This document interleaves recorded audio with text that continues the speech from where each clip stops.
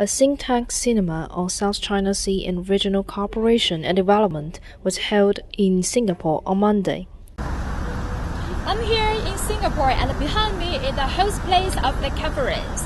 Organized by the Institute of Chinese Borderland Study, Chinese Academy of Social Science, the conference attracted more than 20 experts from China and Southeast Asian countries. Those countries include Singapore, Indonesia, Malaysia, and India. The cinema focuses on three main topics, namely settlement mechanism of maritime disputes, solutions to the disputes of South China Sea, as well as South China Sea and regional cooperation and development.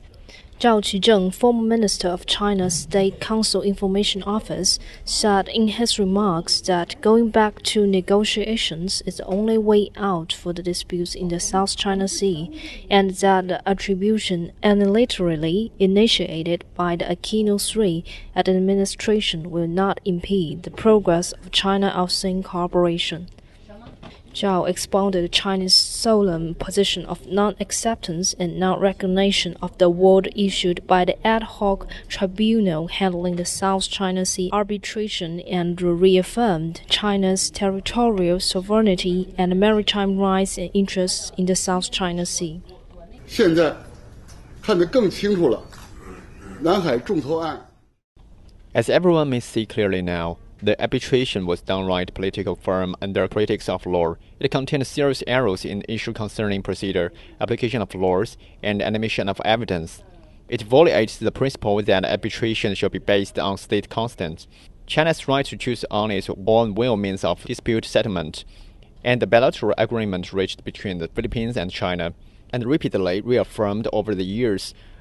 The resolved relevant dispute in the South China Sea through the negotiations and the conciliations, as well as the commitment made by the Philippines in the 2002 declarations on the conduct of parties in the South China Sea to resolve the relevant disputes through negotiations and conciliations. Zhao noted that going back to negotiations is the only way out for the dispute in the South China Sea.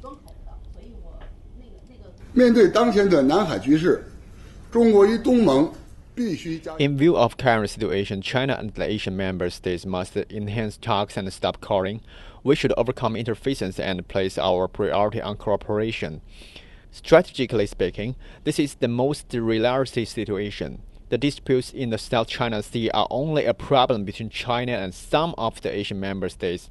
The attribution unilaterally initiated by the Aquino III administration won't undermine the strategic partnership between China and the Asian. It will not impede the progress of China-Asian cooperation either.